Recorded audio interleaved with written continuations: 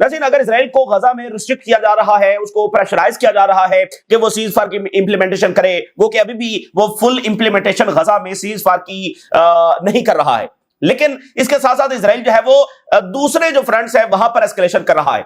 मिसाल के तौर पे वेस्ट बैंक में वो एस्केलेशन कर रहा है, और अभी जो है वो लेबनान में बड़ी एस्केलेशन जो वो हो रही है, और पिछले 2-3 दिनों से हो रही है। इस वक्त एक बार फिर लेबनान पर जो वो बहुत शदीद बॉम्बिंग जो वो की जा रही है, और इसराइल ये कह रहा है कि वो डीप इनसाइड लेबनान बमबारी की जो वो तैयारी कर रहा है। किस लिए? जी, हिजबुल्लाह को अटैक करने के लिए।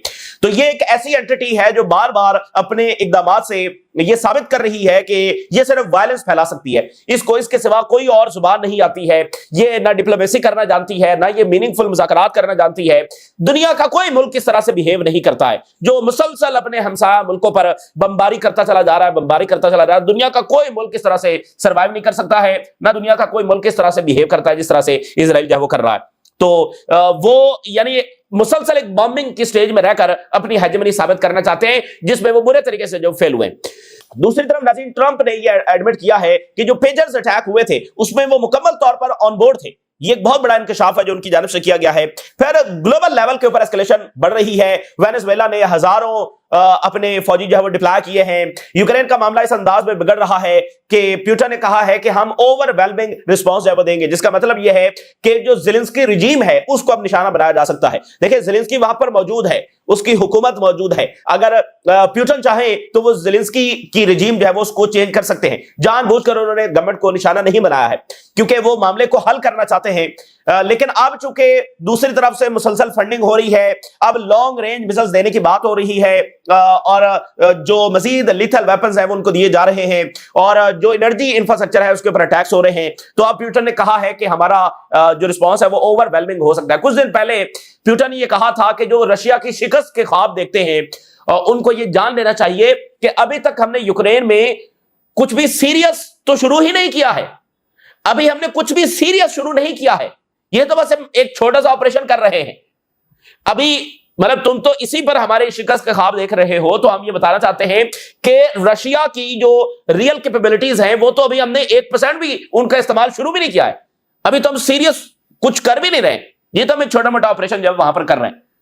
तो जो रशिया की शिकस्त के ख्वाब देखते हैं, तो ये एक नया चैप्टर ऑफ एस्केलेशन है जिसमें मजीद सैंक्शंस लगाई जा रही हैं, जिसमें ज्वाइंट ऑपरेशंस किए जा रहे हैं, जिसमें लॉन्ग रेंज की जब बात की जा रही है। तो उस पर पुतिन का जब रिस्पॉन्स आया।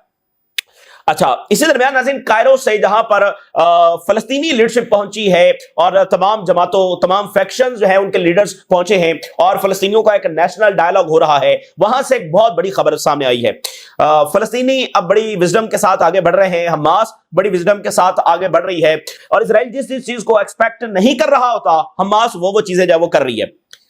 उन्होंने कहा है, हमास ने ये अनाउंस किया है और ज्वाइंट स्टेटमेंट जारी हुई है कि हम गजा की जो एडमिनिस्ट्रेशन है, गजा की जो गवर्नेंस है, वो किसी जो एक टेम्परेरी बॉडी है उसके हवाले करने के लिए पूरी तरह से तैयार है।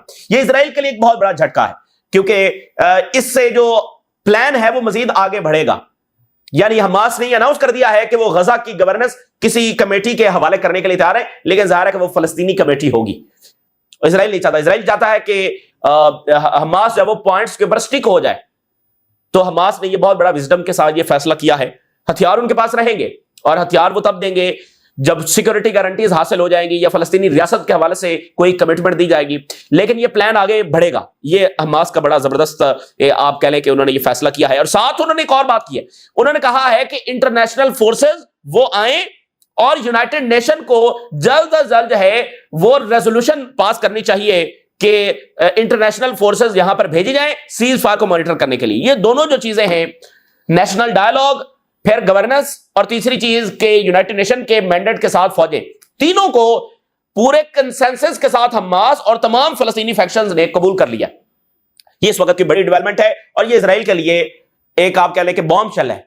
इजराइल के लिए ये एक बॉम्ब शेल है क्योंकि जहां पर आप देखते हैं कि रीजन में वो डिवाइड एंड रूल खेल रहे हैं, तो इसी तरह फलस्तीनियों के अंदर भी वो डिवाइड एंड रूल खेल रहे हैं। फलस्तीनी अथॉरिटी और हमास की जो आपस की लड़ाई है, इस डिवाइड एंड रूल में वो खेल रहे हैं। तो अब उनका यकजा हो जाना किसी पॉइंट्स के ऊपर, और वो पॉइंट्स जो इंटरनेशनली रिकॉग्नाइज्ड पॉइंट्स हैं और जो ट्रंप के प्लान का हिस्सा है, ठीक है ना, तो उसके ऊपर एग्री हो जाना।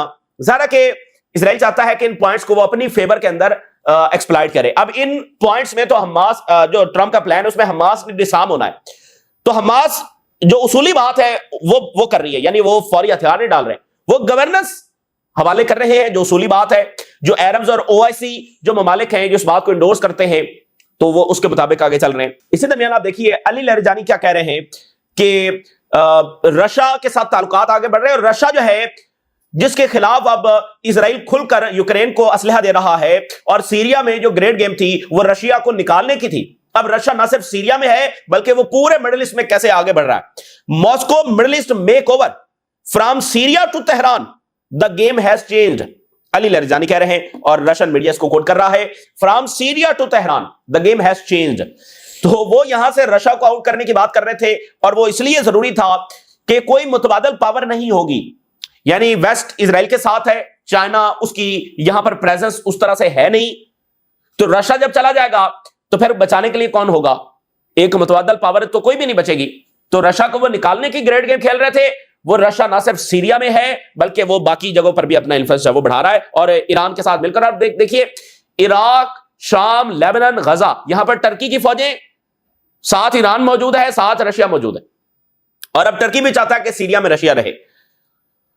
तो आलमी अदालत से खबर यह है कि आलमी अदालत जो है, जो हिंद रजब एक बच्ची और उसकी फैमिली जो शहीद हो गई, उसको मारने वाले जो सोल्जर्स हैं इजरायली फौजी जो है, उनके खिलाफ अरेस्ट वारंट जारी हो सकते हैं। यह बहुत बड़ा फैसला होगा आलमी अदालत का, और यह नए दरवाजे खोलेगा इजरायली सोल्जर्स को अरेस्ट करने के।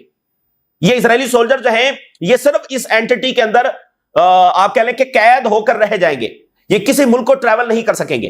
देखिए नेतन्याहू के अरेस्ट वारंट एक और चीज है, जाहिर नेतन्याहू की गिरफ्तारी उस तरह से पॉसिबल नहीं है, लेकिन फौजियों के अरेस्ट वारंट्स वो किसी भी मुल्क में जाएंगे, धर लिए जाएंगे, और ये एक नया चैप्टर होगा। So ICC could issue arrest warrants for Israeli soldiers involved in Hind Rajab killing. देखिए मैंने आपको पहले भी बताया है कि इन इदारों का बहुत बड़ा किरदार है, और इनको क्रेडिट देना चाहिए आईसीजे को, आईसीसी को। ये इनके फैसले ये खुद इंप्लीमेंट नहीं करवा सकते हैं, इनके फैसले यूरोपियंस ने इंप्लीमेंट करने थे, जाहिर है उन्होंने नहीं किए, बल्कि इन पर दबाव था कि ये फैसले करें ही ना, या फिर कर लिए हैं तो उनको रिवर्स करें। तो असल जो है कि इन्होंने रिवर्स नहीं किए हैं और फैसले किए हैं। तो सही वक्त जब आएगा तो ये अकाउंटेबिलिटी का प्रोसेस आगे बढ़ रहा है, वो अपनी कैपेसिटी में इसको आगे बढ़ा रहे हैं। तो ये उस डायरेक्शन का इशारा है कि जब वक्त का पीछा घूमेगा और इजराइल का इन्फ्लुएंस जब वो कोलैप्स करेगा तो फिर इनको दबोच लिया जाएगा। और इसी दरमियान इंटरनेशनल मीडिया इस वक्त पूरा जोर लगा रहा है कि उनको गजा में अलाउ किया जाए, और इजराइल नहीं चाहता क्योंकि इनके भयानक और घिनौने क्राइम्स जो हैं ये सामने आएंगे। High time for Israel to let foreign journalist into Gaza, ठीक है, वो एक पूरी कैंपेन चल रही है। अब फिर ये खबर देखिए, इन द गजा सिटी फलस्तीनी जो है वो अपने हाथों से बॉडीज को रिकवर कर रहे हैं, यानी उनके पास वो इक्विपमेंट्स नहीं है, बस अपने हाथों से मलबे को हटाने की कोशिश कर रहे हैं और बॉडीज को रिकवर करने की कोशिश कर रहे हैं। जो हैवी इक्विपमेंट चाहिए उनके पास नहीं है। ये फलस्तीनियों के वक्त सूरत हाल है। देखिए एक टाइम्स ऑफ इजराइल ने आज एक खबर शाया की, ये जो हॉलोकॉस्ट है और हॉलोकॉस्ट के जो सर्वाइवर हैं, इनको जर्मनी हर महीने पैसे देता है। आपको इस बात का पता है? 1952 में यह एग्रीमेंट हुआ था, 1952 में, कि जितने भी हॉलोकॉस्ट सर्वाइवर हैं तो उनको जर्मनी जो है वो पैसे दिया करेगा। तब से लेकर आज तक वो $90 बिलियन से ज्यादा पैसे दे चुका है। $90 बिलियन से ज्यादा डायरेक्ट कैश वो इनको दे चुका है। टाइम्स ऑफ इजराइल ने आज खबर लगाई है कि एक इजरायली सेटलर, उसकी मदर का जो हॉलोकॉस्ट सर्वाइवर थी, उसकी डेथ हुई तो उसको उन्होंने अपने बैकयार्ड के अंदर ही दफना दिया, और उसकी मौत को जो है वो जब डिक्लेयर नहीं किया, ताकि जो हर महीने $4700 मिलते हैं वो उसको मिलते रहे। काफी टाइम के बाद जब वो पता चला कि ये तो इस तरह से हो रहा है, तो अब ये बहुत बड़ी बात है। यानी वो जर्मनी में सवालात उठ रहे हैं। आगे मैं जर्मनी की आज रिपोर्ट्स आपके सामने रखने जा रहा हूं। जर्मनी जो यूरोप का इंजन है, यूरोप का इंजन इसको कहा जाता है, वो खुद कितने बड़े बड़े क्राइसिस के अंदर। तो देखिए ये पूरा सेटअप है, वेस्ट का पैसा, वेस्ट का असलहा, वेस्ट की सपोर्ट, वेस्ट की डिप्लोमेटिक शील्ड, वेस्ट का वीटो, ये है जिसने इजराइल को कायम रखा हुआ है। अब आप देख रहे हैं एक एक जगह पर वो दरारें आपको जब नजर आ रही। तो बात यह है कि जर्मनी ने उस गिल्ट में पैसे देता है कि जी हमने ये किया था, तो फलस्तीनियों के साथ जो उन्होंने किया, चूंकि दूसरा सबसे बड़ा सपोर्टर तो जर्मनी है, अमेरिका के बाद दूसरा सबसे बड़ा सपोर्टर तो जर्मनी है, तो अब जो फलस्तीनियों के साथ उन्होंने किया है इसका फिर वो क्या करेंगे? तो इधर इजराइल जो है वो इसने अपना प्रोपेगेंडा जो है वो 20x बढ़ा दिया है, यानी उसको कई गुना पैसा ज्यादा लगा दिया है, पूरा जोर लगा दिया है। यानी जाहिर है इससे पहले भी बहुत बड़े स्केल के ऊपर उनका प्रोपेगेंडा होता है, लेकिन अब उन्होंने इससे भी ज्यादा 20x कर दिया है, इसको कई गुना बढ़ा दिया है, क्योंकि इनकी लंका जो है इस वक्त डूब रही है। तो इजरायली फॉरेन मिनिस्टर ने कहा है कि वो कॉन्शियसनेस वॉरफेयर कर रहे हैं, और उसने कहा कि I am determined to make change. मैं इस पब्लिक ओपिनियन को रिवर्स करूंगा। हर एक हमारा रुपया जो है, शेकल जो है, वो इस कॉज के लिए एक इन्वेस्टमेंट है, वो खर्चा नहीं है, वो एक इन्वेस्टमेंट है जो हम पब्लिक ओपिनियन को तब्दील करने के लिए लगाते हैं। And we will strengthen Israel and its standing in the world. तो इजराइल की जो स्टैंडिंग है और उसकी रेपुटेशन है, इसको हम मजबूत करेंगे। तो बहुत बड़े पैमाने के ऊपर, यानी ये इतने बड़े पैमाने के ऊपर हो रहा है कि आप सोच भी नहीं सकते, इजराइल इतना ज्यादा जोर लगा रहा है। तो ये वेस्ट के लिए भी अपनी निजात की जंग है। तो इसी दरमियान जो है वो लेबनान पर हमले इजराइल के इस वक्त हो रहे हैं, और डीप इनसाइड हमलों की वो धमकी दे रहे हैं। Israel prepares for expanded strike on Lebanon. और फिर अभी इजरायली आर्मी कह रही है कि उन्होंने हिजबुल्लाह के ऊपर अटैक किया और उनके कमांडर्स को जो है वो निशाना बनाया, तो इस तरह की बातें, और कह रहे हैं कि अगर लेबनीज गवर्नमेंट हिजबुल्लाह को डिसार्म नहीं करेगी तो इजराइल करेगा, बजोरे बाजू करेगा। देखिए, हिजबुल्लाह के खिलाफ, हमास के खिलाफ, अंसारुल्लाह के खिलाफ इन्होंने सारे ब्रूटल रास्ते जो है वो, सारे ब्रूटल टूल्स जो है वो इस्तेमाल किए, और इन्होंने सिविलियंस को निशाना बनाया ताकि ये जो सिविलियन यानी लोगों की जो सपोर्ट है रेजिस्टेंस के लिए वो खत्म हो जाए, यानी लोग उठ खड़े हो रेजिस्टेंस के खिलाफ। इसमें भी ये फेल हुए। तो सारे ब्रूटल टूल्स इस्तेमाल करने के बाद जब ये डिफीट नहीं कर सके हमास और हिजबुल्लाह को, और अब कहते हैं कि वो डिसार्म हो जाए, ये कैसे होगा मुझे बताइए। और जो फुलिश लेबनीज गवर्नमेंट ये बार बार करने की कोशिश कर रही है, जो नबी बेरी जो रियलिटी समझते हैं, और ये नए प्राइम मिनिस्टर जिन्होंने कल बयान दे दिया है कि डिप्लोमेसी फेल हो गई है, ये प्राइम मिनिस्टर और प्रेसिडेंट ये इस रियलिटी को समझने के लिए तैयार नहीं है। नबी बेरी समझते हैं, जो कई जगह उन्होंने देखी और इजराइल को और अमेरिका को दहाइयों से डील कर रहे हैं। तो ये कैसे पॉसिबल है मुझे बताइए। ये तो डिसआर्मामेंट जो होती है, ये जंग से पहले एक ऑप्शन होता है। जंग हो गई, उसमें इजराइल को डिफीट हो चुकी है, अब वो इस तरह का अग्रेशन करके, ये तो उसकी डिफीट की अलामत है कि उसने एक फुल स्केल जंग लड़ी है दोनों से, हमास और हिजबुल्लाह से, और ना जंग लड़ी है बल्कि एक फुल स्केल जेनोसाइड की है, और इतने ब्रूटल तरीके इस्तेमाल किए हैं कि सिविलियंस को निशाना बनाकर, बच्चों को मारकर, पॉपुलेशन को खिलाफ करने की कोशिश की है रेजिस्टेंस के। जो पेजर्स अटैक हुए हैं वो कितना ब्रूटल था, वो हॉस्पिटल्स में फट रहे हैं, वो बच्चों के हाथों में फट रहे हैं, वो सिविलियन एरिया जो डिफरेंट जगह हैं जहां पर वो इस्तेमाल हो रहे हैं वहां पर फट रहे हैं, आंखें नबीना हो रही हैं, हाथ जाया हो रहे हैं। इतना ब्रूटल अटैक था, यानी ये काइंड ऑफ न्यूक्लियर बॉम्ब गिराने जैसा है, जिसमें आप बस गिरा देते हैं और आपको पता नहीं होता उसका टारगेट कौन कौन है। यानी आपने बटन दबाया, वो पता नहीं किस किस के हाथ में था। इतना ब्रूटल वो अटैक था। मतलब घर में आप बैठे हुए हैं, बच्चों के साथ हैं, आप खाना खा रहे हैं, आप जो है वो कहीं बाहर निकले हुए हैं, फैमिली के साथ है, वो जनाब आपकी सारी जिंदगी वो एक अटैक ने जब बदल कर रख दी। और ट्रम्प साहब कह रहे हैं कि इसमें तो मैं ऑन बोर्ड था, इसमें तो इजराइल ने जब मुझे बताया था, ये टाइम इंटरव्यू में के अंदर जो उन्होंने इंकशाफ किया, और साथ उन्होंने कहा कि बशार अल असद को गिराने में मैं पूरी तरह से साथ था, बशार अल असद को गिराने में मैं जो पूरी तरह साथ था। ये दो इंकशाफ और इतराफ उन्होंने किए। तो ये होगा नहीं, ना हिजबुल्लाह डिसार्म होगी ना हमास डिसार्म होगी। तो ये जो सारा अग्रेशन है ना नाज़रीन, तो इजराइल को एक ही जुबान आती है ना, अग्रेशन की जुबान आती है, वो उसी तरीके से डील करेंगे, यही उनकी लैंग्वेज होगी, इसी तरह से बमबारी करेंगे। वो कभी अपने आप को प्रिंसिपल्स और किसी दायरे में नहीं लेकर आएंगे, बस वो कोलैप्स ही उनका अंजाम है, इससे हटकर वो कभी ऐसा होगा नहीं। तो ये वाला अग्रेशन जब वो एक फुल स्केल जंग जारियत कर चुके हैं, जेनोसाइड कर चुके हैं, उसके बाद ये मुतालबा रखना कि डिसार्म हो जाओ, ये शिकस्त नहीं है तो और क्या है। तो ये बात बड़ी इंपॉर्टेंट है। स्टीव बैनन जो कि मागा की बहुत बड़ी शख्सियत है, स्टीव बैनन ने कहा है कि ट्रंप जो है वो थर्ड टर्म की तरफ जाएगा और वो जीतेगा। ठीक है ना, ये बात बड़ी इंपॉर्टेंट है। इंपॉर्टेंट किस लिए है कि देखिए, ये बिल्कुल सही बात है कि ट्रंप थर्ड टर्म की तरफ उसका पूरा इरादा है, ठीक है, लेकिन थर्ड टर्म कैसे जीतेगा? सबसे बड़े मुजाहरे तो उसके खिलाफ अभी से शुरू हो गए हैं, और मुख्तलिफ रिपोर्ट्स नाज़रीन ये साबित कर चुकी हैं कि अब फलस्तीनी कॉज भी वोटर्स बिहेवियर पर असरअंदाज होता है। यानी एक है कि डोमेस्टिक पॉलिसीज क्या है, फॉरेन पॉलिसी क्या है, इकोनॉमिक पॉलिसीज क्या है, ये तो होती है ना, लेकिन पहली बार ऐसा हो रहा है कि एक मतलब फलस्तीनी कॉज वो भी वोटर्स बिहेवियर पर असरअंदाज होता है। तो ट्रंप के जो नारे थे, जंगे रुकवाना, इमिग्रेशन, जो उसके 2-3 बड़े नारे थे, उसके खिलाफ तो मुजाहरे हो रहे हैं। तो उसको अपनी रेपुटेशन बेहतर करनी है और वोटर्स की डिमांड के मुताबिक जाएगा तो अभी तो मिड टर्म इलेक्शन जीतना है ना, उसके बाद 2028 में जब इलेक्शन होंगे तो यह बड़ा इंपॉर्टेंट है कि ट्रंप का पूरा जहन है अगला इलेक्शन लड़ने का, तो उसके लिए क्या करना होगा? वही जिस पर इलेक्शन जीता है वो चीजें मनवाना होगी और वो साबित करना होगी और उसके मुताबिक काम करना होगा। अमेरिका फर्स्ट को सही अंदाज में, असल अंदाज में करके दिखाना होगा। तो अभी पॉलिटिको ने लिखा है कि ट्रंप जो है वो हाई स्टेक एशिया विजिट के ऊपर जा रहे हैं और चाइना के साथ ट्रेड डील और बहुत सारी चीजें ऑनलाइन है, तो ये बड़ा हाई स्टेक विजिट जो है वो होने जा रहा है। बहुत सारी चीजें इसमें फैसला होंगी। वेनेजुएला ने 20,000 ट्रूप्स जो है वो डिप्लॉय किए हैं। 20,000 ट्रूप्स वेस्टर्न जो वेनेजुएला है वहां पर उन्होंने डिप्लॉय किया क्योंकि उनके बॉम्बर्स भी उड़ रहे हैं, ग्राउंड ऑपरेशन ये वो सारा वो धमकियां दे रहे हैं। वैसे यूक्रेन की जंग की बात करें तो मजीद फंडिंग, मजीद पैसा, लॉन्ग रेंज वेपन्स, मामले को बिगाड़ने की ज्वाइंट ऑपरेशन रशिया के खिलाफ, ये सारी वो बातें कर रहे हैं। लेकिन जो चीज मैं आपके सामने रखने जा रहा हूं, इससे बड़ी कोई एग्जांपल हो नहीं सकती कि यूरोप के लिए इससे ज्यादा अननेसेसरी और डैमेजिंग वॉर हो नहीं सकती है। वो कभी इस जंग को जीत नहीं सकते, बल्कि वो सैंक्शन रशिया पर लगा रहे हैं, इकदामात रशिया के खिलाफ उठा रहे हैं। असल में वो अपने आप को सबसे ज्यादा नुकसान पहुंचा रहे हैं, बुरकस निकल रहा है यूरोप का। ये जो मैं एग्जांपल आपके सामने रख रहा हूं, इससे बड़ी कोई हो नहीं सकती। जर्मनी, और जर्मनी का रेफरेंस मैंने आपको बताया, एक तो इजराइल और सारे मामला।